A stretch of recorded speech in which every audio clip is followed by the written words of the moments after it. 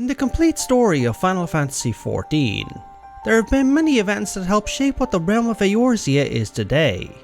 But one of the most significant before the game's timeline was that of the Autumn War, a conflict between Mhigo and Gridania, which eventually drew in the other Eorzean city-states. This war had many effects on Eorzea that are still being felt today. The treatment of Mhigan refugees after their nation fell to the Garlean Empire being one example. It also led to a number of positive changes which I'll elaborate on later. As we only know the results of the battles and skirmishes that occurred during this war, I'll be taking some creative liberties to fill in the gaps, using all information we have on both sides of the conflict past and present. This won't alter the lore, but will help to make it more entertaining and relatable. This is Eorzea and the Autumn War. We turn back the pages of the Eorzean Encyclopedia to just over a century ago from the present day. It's the year 1468 of the 6th Astral Era, and the realm of Eorzea by and large is enjoying a period of stability. The city-states we all know so well today looked much the same as they do now. Limsa still ruled the waves of the realm, not only through piracy, but also through a growing trade network. Ul'dah was still strong under the leadership of the Sultanate, making vast gains in thanks to the boundless resources of Thanalan. Ishgard was still firmly gripped in the millennia-long struggle with Dragonkind in the Dragonsong War, but had not yet isolated themselves from the rest of Eorzea. The city-state of Sharlayan, which lay to the west, maintained connections with its neighbours, while also maintaining their neutrality and policy of non-intervention. As for Gridania, they were enjoying a great period of peace and communion with the elementals of the Twelveswood, through which they reaped the benefits of the Black Shroud, its natural resources and plentiful game. However, to the east of the realm in the city-state of Mhigo, the situation was not nearly as bright. Mhigo at this time was well known as a state with many experienced, proud fighters and combatants. In fact, one of their main trades with the rest of Eorzea was an expansive mercenary network, for Mhigan fighters were renowned throughout the realm, and thus could be found taking sellsword or bodyguard duties in other city-states. This nation's seat of power was the fortress city of Mhigo, which served to protect the realm from any threats from the Ilsabard continent, while also controlling the primary land trade routes between Eorzea and the Near East. Their position allowed them to tax every merchant and trader that crossed the border, in return ensuring their protection. This was Mhigo's primary means of generating income. The city-state's ruler during this period was King Manfred. Not much is known about the man or his character until 1468, when he made a move that would sour relations between Mhigo and Eorzea for many years to come. While Mhigo had many industries through which they profited, their nation itself was lacking in natural resources such as ore and lumber. Indeed, compared to Thanalan and the Black Shroud, Gridania could be called desolate. As mentioned earlier, their control of the land trade routes with the Near East was their primary source of income. However, things had been changing in Eorzea over the past decades. When Ul'dah came to the height of its power and control over Thanalan many years earlier, they greatly expanded their trade network, and began to do much of it on the open seas, thanks in part to a large fleet of trading vessels which took time to build up. Both Ul'dah and Limsa greatly profited from these routes, but a side effect of this was reduced trade via the land routes Mhigo controlled. With his city-state suffering economically and losing its position, King Manfred looked upon his neighbours with enviable eyes, and was intent on seizing much of their lands and their resources for himself and his people. Mhigo and Gridania shared a border with one another, that being the Velodina River, located in what is now Gridania. This made them the most logical target. So it was sometime in 1468, King Manfred gave the order to his most trusted and high-ranking military leader, General Gilbert, to amass an army and march into the east shroud of the Twelveswood, and lay claim to the territory under the sovereign right of the King of Mhigo. Gilbert complied with his king's wishes, and marched an army numbering in the thousands across the border, crossing the Velodina River, and quickly seized the East Shroud. The response from Gridania was immediate. The incursion of the Mhigan army into the Black Shroud was a declaration of war and affront to the elementals, and thus Gridania began to amass its own army to meet their foe. To lead the Gridanian forces, a highly decorated Hurrian pikeman by the name of Vanchelon Whitewater was appointed as supreme commander of their forces. Vanchelon wasted no time. Once his forces were amassed, he marched them eastward. Both sides would meet in a region between the East Shroud and Velodina River. This was the Battle of Firesand Banks. We don't have much information on the composition of both armies. The Gridanian force we could surmise comprised a large contingent of lancers, which served as their vanguard. This would have been supported by large numbers of archers, broken into groups of longbow regiments for long-range assaults, and shortbow units to directly support the vanguard from behind. It's also very likely that units of conjurers would be stationed at the rear, to provide healing and to bolster the defense of all combatants, while also providing aid for any who were injured and had to fall back. Mhigo, as was described earlier, was a nation that took combat very seriously, and thus their troops would have used a variety of disciplines. Their vanguard would have consisted of gladiatorial units, along with a number of melee combatants in the form of pugilists and large numbers of pikemen. Their rear would be most likely consisting of long-range archer units, and possibly even magical units, but we cannot say for certain. When the battle began, both sides pushed their lines against one another in large and violent skirmishes. We don't know how long this battle went on for, but both armies and their commanders found themselves evenly matched, with neither giving any ground nor gaining any advantage. Sometime later, the battle would resolve in a stalemate, with both sides retreating back in unison. Vanchelon hoped to try and turn the flow of battle in his army's favour, and thus ordered his forces to withdraw and form a defensive line somewhere in the 9 ivies of the East Shroud. It was Vanchelon's hope to bait the Mhigans into overextending in their next attack, and draw them into an ambush on their terms. Gilbert, however, didn't take the bait, and both sides settled into a defensive posture, setting up camp and waiting to make their next move. Not long after, Vanchelon Whitewater would fall ill and die of unknown causes. The exact cause of death is heavily debated to this day, with a number of accounts and evidence appearing over the years, offering conflicting reports.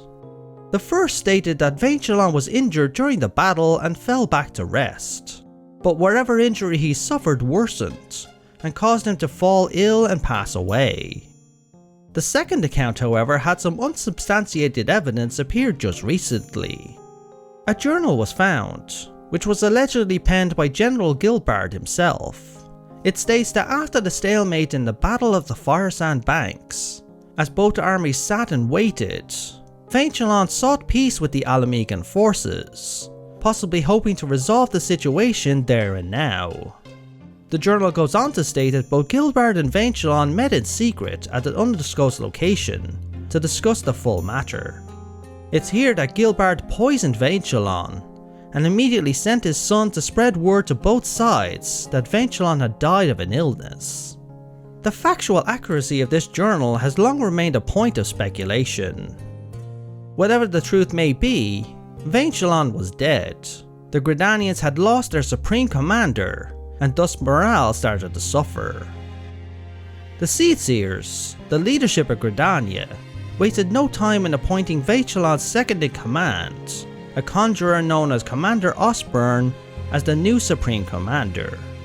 And in order to improve the morale of their forces, the Seedseers gave Osborne the legendary staff Colostrum, which he held high to inspire his forces.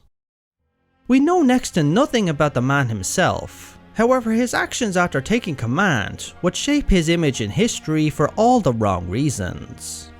As soon as he was given command of the Gridanian forces, he quickly abandoned Vaishalan's defensive stance, and quickly had the entire force march upon the Mhigans, who were themselves still in a defensive posture. This move would start what is known today as the First Battle of Tinolqa. General Gilbard quickly learned of this movement, and set up an ambush for the Gridanian forces along the Fireand banks, and forced them into entrenching without the ability to reach their supplies. Osborne quickly found himself and his forces surrounded. They had walked into the jaws of their own defeat. Gilbard had his forces pushed from multiple sides with thousands of troops, inflicting heavy losses on the Gridanians. Instead of taking the defensive or even changing tactics entirely, Osborne ordered his lines to push forward again and again, only to be rebuilt by the Mhigan's defensive line. The battle was effectively over at this point, and was a resounding victory for Mhigo. Many Gridanians were killed in the battle, with many more being captured, including Commander Osborne and his officers. Adding insult to injury, Colostrum was taken from him as a prize of the Mhigan forces, who likely felt pretty emboldened by this victory. Things were looking dire for Gridania and the Black Shroud, and as news of the battle spread across the realm, the other city-states knew they could be next after the fall of Gridania. Fearing that Mhigo could push onward and invade them next, and already having one war to deal with, the city-state of Ishgard entered into negotiations with the other city-states to defend Gridania and the Black Shroud. The city-states of Ul'dah and Limsa agreed, feeling very much the same as Ishgard, and knew that Mhigo needed to be checked before they made any more ground in Eorzea. So it was that Limsa, Ul'dah, Ishgard and Gridania entered into the first Eorzean alliance and began combining their forces to stand against Mhigo. The tide turned against General Gilbard almost immediately, with his forces losing several small battles. What started as a battle between two city-states had now become 4 versus 1. King Manfred, seeing his forces were quickly losing ground, sought to stop the momentum the alliance had gained from going any further. The full might of both sides met in another bloody battle that would decide the fate of the realm. This was the Second Battle of Tinolqa. King Manfred took a leadership role this time alongside Gilbard. The army of Mhigo didn't change much for this battle, however Manfred made sure the best of the best in all of Mhigo, including their greatest pikemen, would be fielded. Then, as a show of support to boost the morale of his forces, which was already waning, Manfred himself took to the battlefield. The Eorzean Alliance's forces, now 4 states strong, was a varied force that fought in a variety of ways. The main vanguard comprised the Lancers of Gridania, side by side with Ul'dah gladiators and Lominsan marauders. The rear forces were greatly bolstered by thaumaturges and arcanists, who would be able to greatly weaken any force that marched upon them before the vanguards even clashed. The battle shaped into much what the Battle of Fireand Banks had been, but the momentum was greatly on the side of the Alliance. To the north of the battle line, Ishgardian mounted forces pushed hard against the Mhigan lines, with Manfred ordering his elite pikeman units to counter them. However, by sheer numbers alone, Mhigo was outmatched. As such, they sought to use the terrain to their advantage. Gilbard and his forces would fall back into a heavy tree line at their rear, hoping to render Alliance spears and archers less effective. This tactic seemed to have worked, but this was mainly a stalling method, for Gilbard and Manfred had another plan in motion. Behind the Mhigan line, they gathered together a second large force of infantry and archers, intending on flanking the Alliance and inflicting heavy losses to break their momentum. However, a lone Ishgardian scout, patrolling the area, came across this force and immediately knew what was in store. This man's name was Beltrand, a son of House Durindare. He patrolled the wood on his loyal chocobo steed named Oranos. They both turned and rushed to get word back to the Alliance about the force they discovered. However, both Beltrand and Oranos were gravely injured by a barrage of arrows. Even so, both rider and steed made it back to the Alliance camp and reported the Mhigan movements. Oranos, having bravely borne his rider back to camp, sadly died of his wounds shortly after. Thanks to Beltrand and Oranos, the Alliance was able to subvert Mhigo's troop movements and prevent an ambush. The battle had now completely swung in the Alliance's favour, and they seized every opportunity. The Alliance made a final push and the Mhigans a final desperate defence. King Manfred was wounded in the melee, and General Gilbert was surrounded and slaughtered. Mhigo was thus defeated in the Second Battle of Tinolqa, which marked the end of the Autumn War. In the aftermath of the war, each city-state sat down and hammered out an agreement. Borders were firmly drawn into the Eorzean map, and it was agreed by all that no one city-state would be allowed to dominate the others. It was thanks to these negotiations that a newfound and stable peace came to Eorzea. New trade routes were established, so that all city-states could enjoy the full benefits of Eorzea's boundless resources, thus eliminating the need for war. To aid in this trade and to foster closer ties between the city-states, local currencies were abolished, as was the trade of older Allegan pieces. A new unified currency called Gil was introduced, which depicted the images of the 12 rather than city-state heroes. Speaking of heroes, the Autumn War had two such figures, that being Beltrand and his chocobo Oranos. The loss of Oranos and indeed many chocobos in the war showed that these loyal Eorzean mounts were in need of better protection, and in the wake of this loss, the development of armour for chocobos began, resulting in what we now know as chocobo barding, seen on most chocobos the world over. Beltrand de Durindare was also honoured for his service, having a sword forged and presented to him later, named Houtclair. It was forged with Luminsen steel, set with Gridanian crystals, and adorned with Uldan gold. The perfect gift of honour to such an Isgardian knight, and would be a symbol of their alliance. The sword was later sold after Beltrand's death, in order to raise funds for war orphans as part of his last will and testament. In Mhigo, King Manfred survived the war and continued to rule, but died a few years later. Though peace was restored in Eorzea, the alliance would begin to weaken decades later.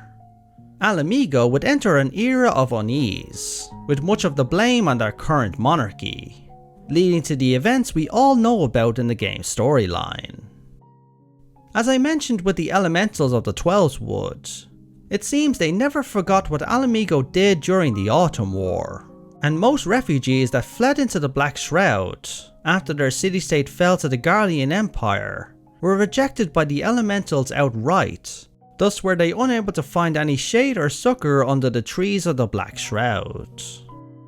But that is the history of the Autumn War, an event which changed the course of Eorzean history.